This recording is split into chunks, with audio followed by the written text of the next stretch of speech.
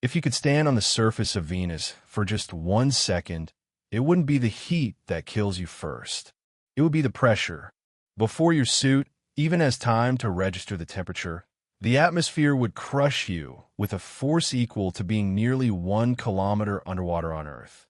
And then comes the heat, about 465 degrees Celsius, hot enough to melt lead, hot enough to destroy spacecraft within hours. Now here's the disturbing part. Venus is almost the same size as Earth. It formed from the same solar material. It sits right next door.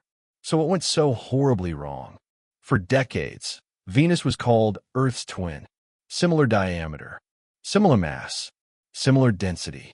If you looked only at the numbers, you would expect oceans, clouds, maybe even life. Instead, Venus became the most hellish planet in our solar system.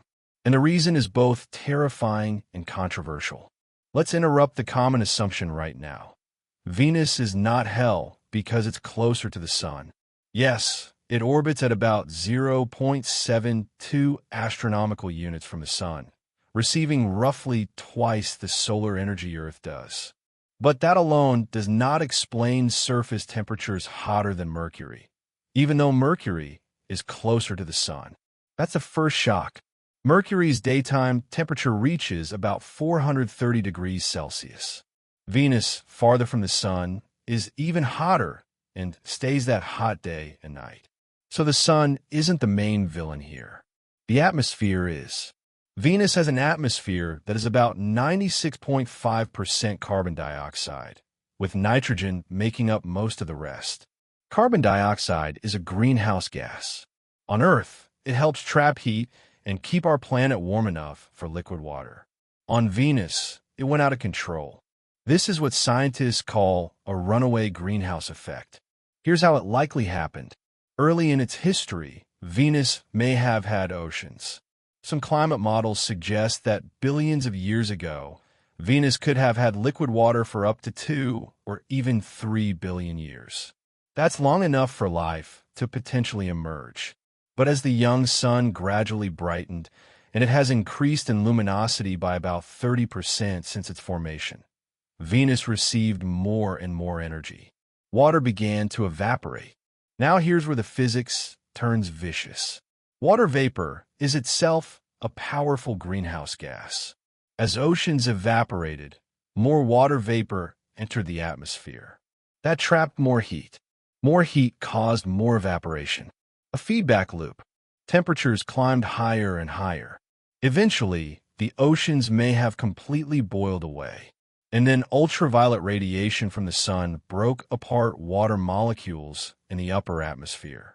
Hydrogen, being light, escaped into space. Oxygen likely reacted with surface rocks or was lost as well. Venus lost its water permanently. Without oceans, there was no carbon cycle like Earth's. No rain to dissolve carbon dioxide, no oceans to lock carbon into limestone, no plate tectonics recycling carbon into the mantle at the same rate. Carbon dioxide accumulated in the atmosphere, and it kept accumulating. Today, Venus's surface pressure is about 92 times Earth's atmospheric pressure at sea level. That's equivalent to the pressure nearly 900 meters underwater. The thick atmosphere traps heat so efficiently that the planet's temperature barely changes between day and night, or between the equator and the poles. It is a planet-sized oven. But here's something that might surprise you. Venus rotate incredibly slowly. One day on Venus, a full rotation, takes about 243 Earth days. That's longer than its year, which is 225 Earth days. And it rotates backward compared to most planets in the solar system. This slow rotation contributes to unusual atmospheric circulation. Despite the sluggish spin, Venus's upper atmosphere superrotates, whipping around the planet in about 4 Earth days, with wind speeds reaching up to 360 kilometers per hour in the cloud tops. And those clouds? They are not made of water. They are composed mainly of sulfuric acid droplets. Sulfur dioxide from volcanic activity reacts with trace water vapor to form thick sulfuric acid clouds that reflect about 70% of incoming sunlight. That high reflectivity is why Venus appears so bright in our sky. So here's the paradox. Venus reflects most of the sunlight it receives, yet it is still the hottest planet in the solar system. That's how powerful its greenhouse effect is. Now let's address the controversy. Some scientists argue that Venus may not have always been doomed. Recent climate simulations suggest that if Venus had slower water loss or different cloud feedback mechanisms, it might have maintained habitable conditions longer than previously thought. There's also growing evidence that Venus may still be volcanically active today. Data from missions like ESA's Venus Express and reanalysis of NASA's Magellan radar images have hinted at possible recent lava flows. In 2023, scientists reported evidence suggesting volcanic activity may have occurred as recently as the past few decades. If Venus is still volcanically active, that means it is still releasing gases into its atmosphere, potentially maintaining its extreme greenhouse conditions.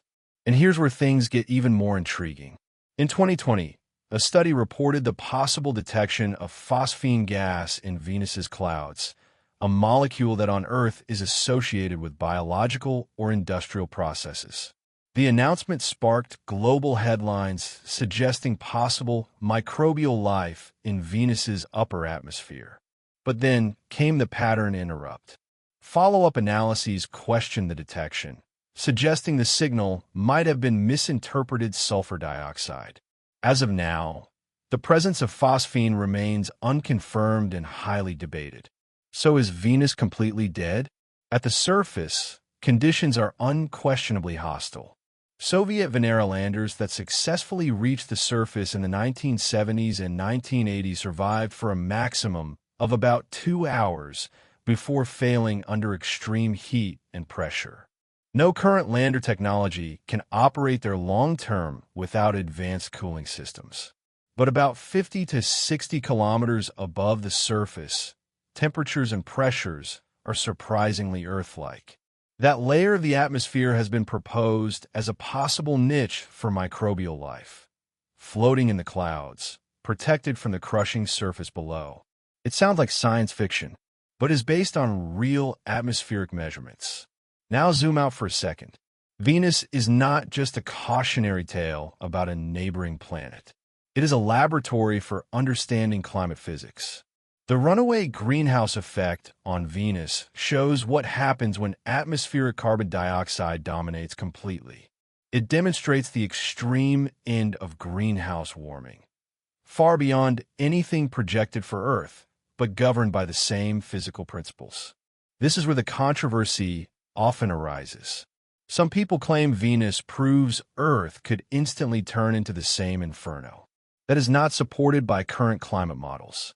Earth's position in the habitable zone, its oceans, magnetic field, and active plate tectonics create stabilizing feedbacks that Venus lacks. But studying Venus helps scientists understand long-term planetary climate evolution, including Earth's distant future. In roughly 1 billion years, as the sun continues to brighten, Earth itself may enter a moist greenhouse state. Venus may represent a preview of that far future. And that's what makes it both terrifying and essential to study. NASA's upcoming Veritas and Da Vinci missions, along with ESA's Envision mission, aim to map Venus's surface in high resolution and analyze its atmosphere in unprecedented detail during the 2030s. We're going back to Venus, because understanding why Venus became a hellish world may help us understand how to protect our own. 2 planets, similar size, similar origin. One became blue, alive, and ocean-covered. The other became a pressure cooker wrapped in acid clouds. The difference came down to delicate balances: water, carbon, sunlight, geology. So here's the question that should keep you up at night. If 2 nearly identical planets can end up so radically different, how rare is a world like Earth, Really? If you're fascinated by the thin line between habitability and catastrophe, follow for more deep dives into the science of our solar system and beyond. And tell me, do you think Venus was once truly habitable, or was it always destined to become a planetary warning sign?